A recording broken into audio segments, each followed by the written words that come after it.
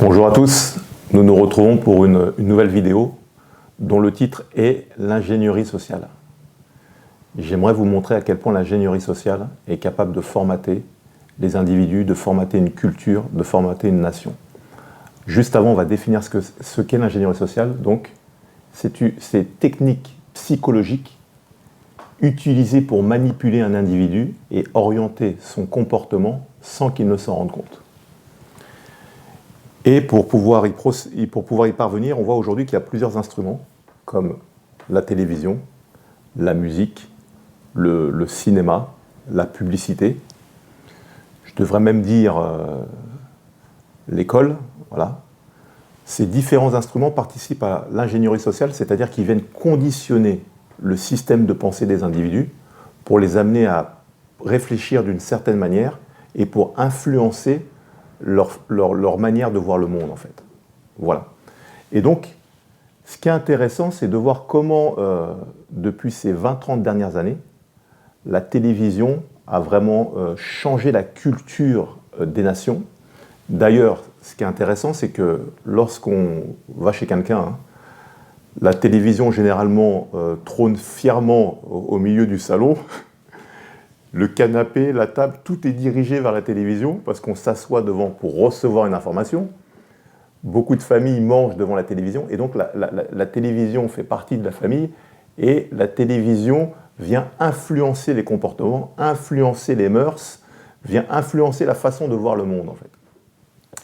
Alors, ce qui est intéressant, c'est que faut bien comprendre qu'aujourd'hui, avec les nouvelles recherches, découvertes scientifiques, notamment dans le domaine de la neuroscience, ils se sont aperçus que 85% de nos actions sont faites par le subconscient et donc sont faites de manière quasi automatique.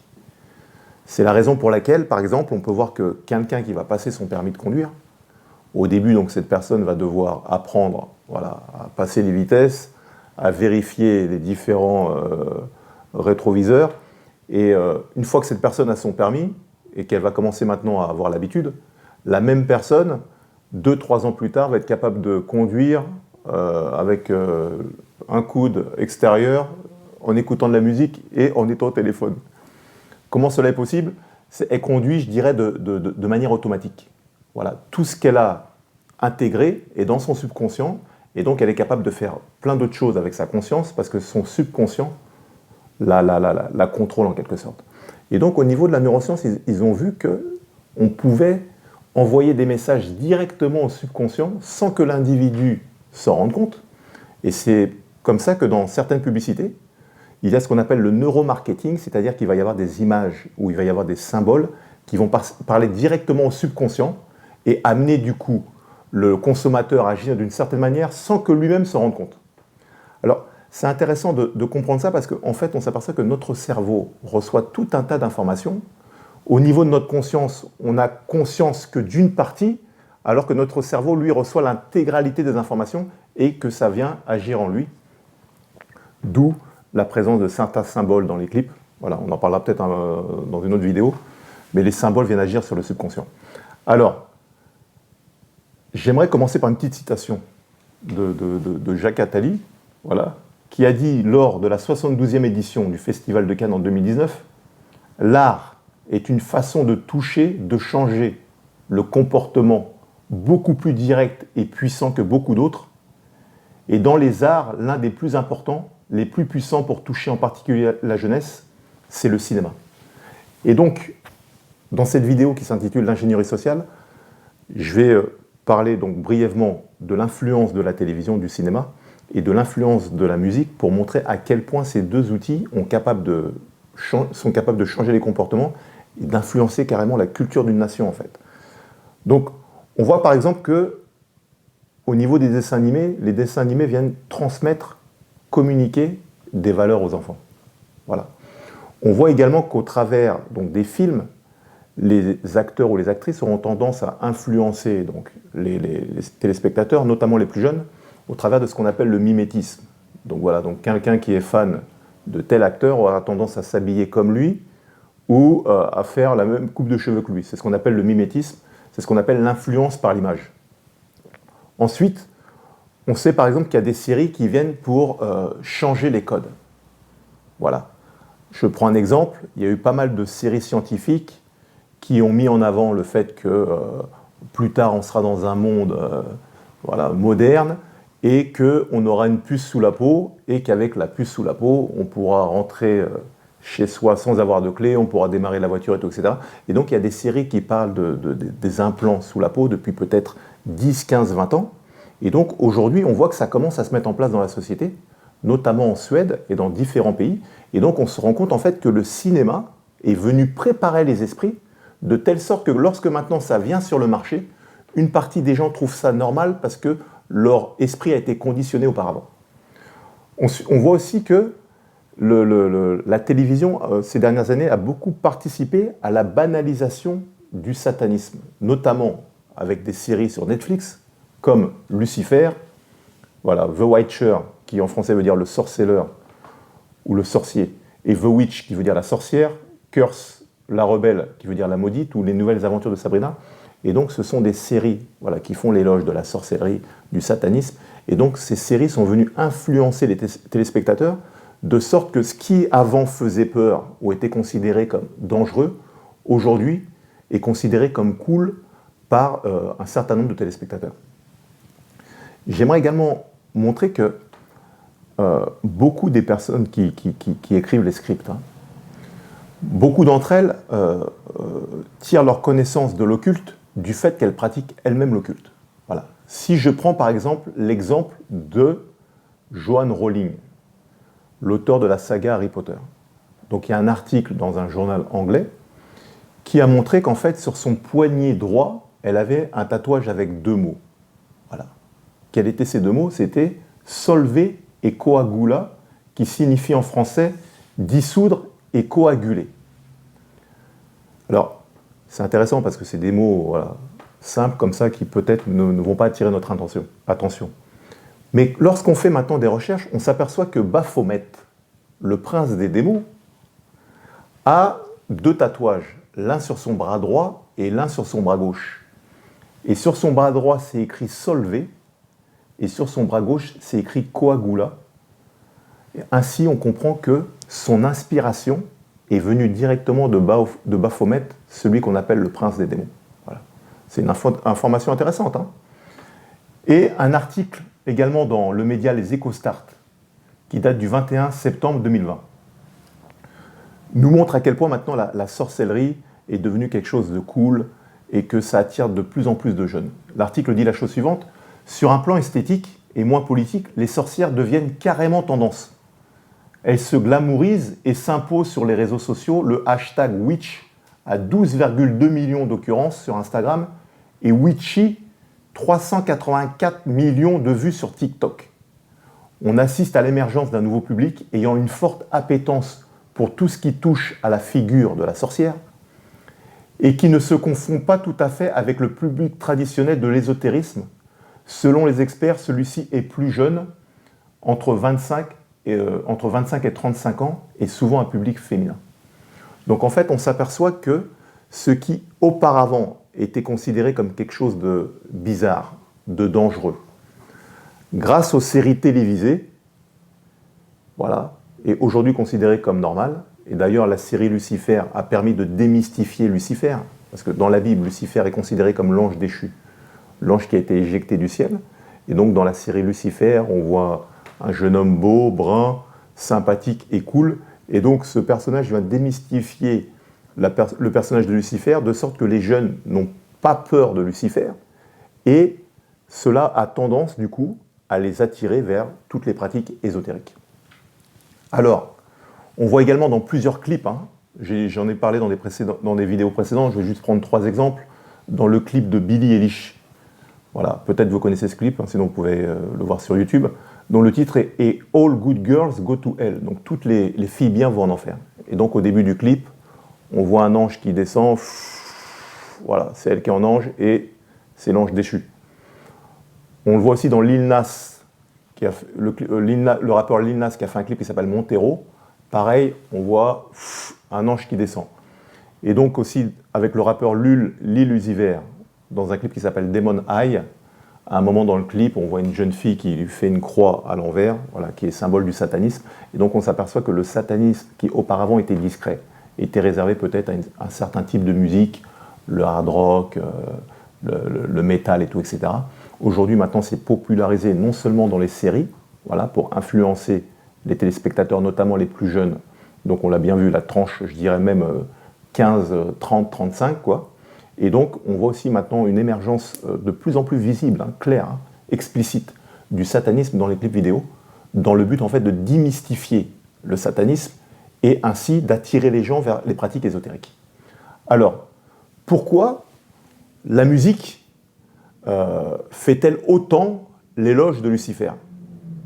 On va aller faire une petite étude dans la Bible, voilà, pour comprendre. Lorsqu'on va dans Ézéchiel, chapitre 28, versets 13 à 14. Qu'est-ce qu'on lit? On lit que tes tambourins, donc là on parle de Lucifer, hein, tes tambourins et tes flûtes étaient à ton service, préparés pour le jour où tu fus créé. Voilà, tu étais un chérubin protecteur aux ailes déployées, je t'avais placé, et tu étais sur la sainte montagne de Dieu, tu marchais au milieu des pierres étincelantes. Voilà. Mais qu'est-ce qu'on voit verset 13? Tes tambourins et tes flûtes étaient à ton service, préparés pour le jour où tu fus créé. Donc beaucoup de théologiens s'accordent à dire que Lucifer était un ange qui était aux côtés du trône de Dieu, et donc son service était de mettre en place la louange et l'adoration.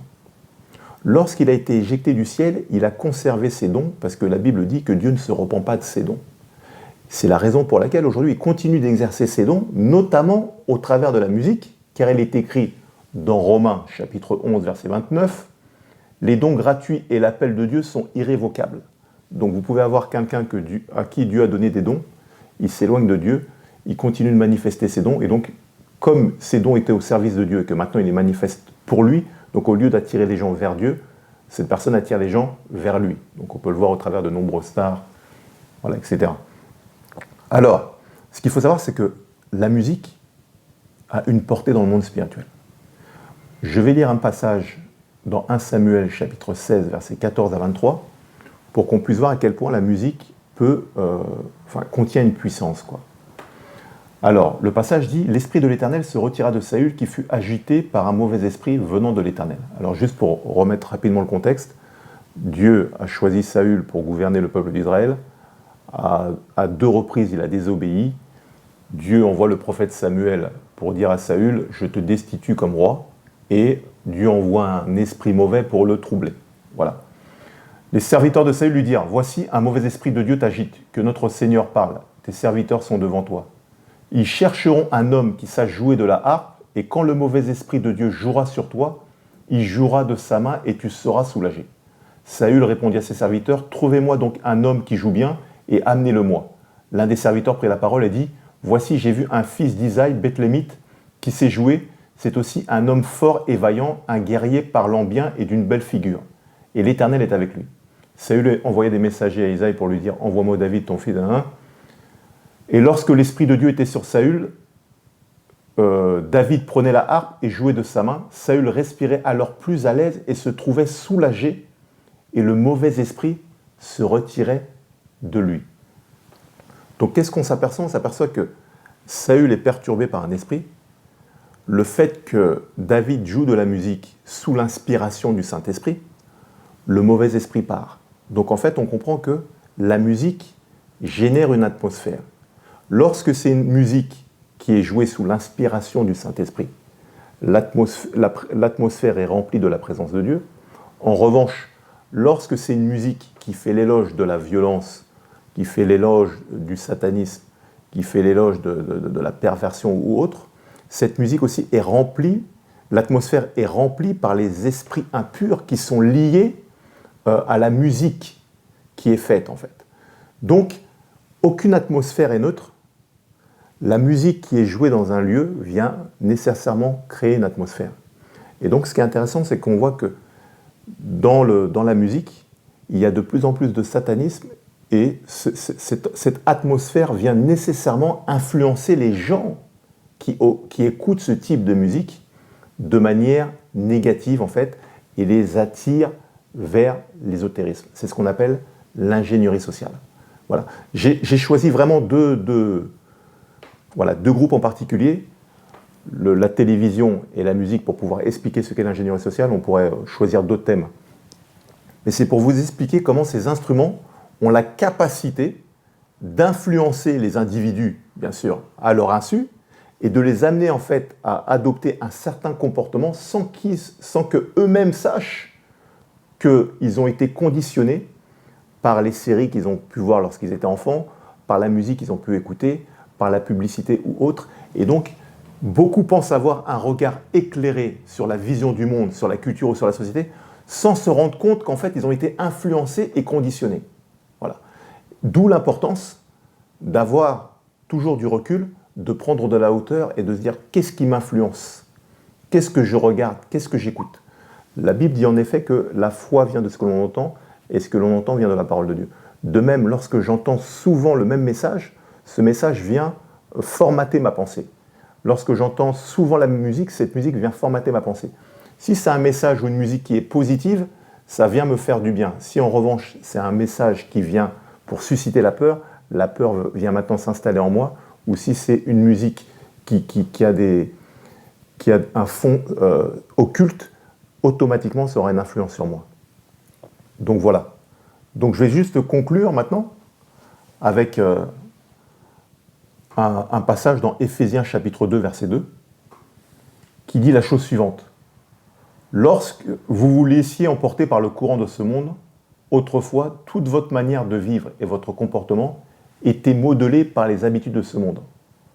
En fait, vous obéissiez à Satan, qui règne en maître, sur l'atmosphère spirituelle que nous respirons et qui influence la mentalité ambiante. Vous viviez dans la dépendance des esprits mauvais qui accomplissaient leurs œuvres en vous, comme ils le font encore en ceux qui refusent d'entrer dans le plan de Dieu. En d'autres termes, sans que les gens se rendent compte, l'atmosphère est chargée par des entités spirituelles qui viennent influencer les gens. Voilà. Donc ils peuvent influencer les auteurs de musique, ils peuvent influencer les auteurs de séries, ils peuvent influencer les auteurs de films, influencer, etc., etc., dans tous les domaines de la société. Et sans s'en rendre compte, on est sous l'influence d'entités spirituelles. Maintenant, pour pouvoir s'extirper de cette influence, il faut déjà connaître la vérité. On l'a déjà vu dans une vidéo précédente. Vous connaîtrez la vérité, elle vous rendra libre, elle vous affranchira. Et ensuite, il faut laisser Dieu maintenant renouveler ses pensées afin de voir le monde et la société avec un regard éclairé par le Saint-Esprit. Voilà, c'est la fin de cette vidéo sur l'ingénierie sociale.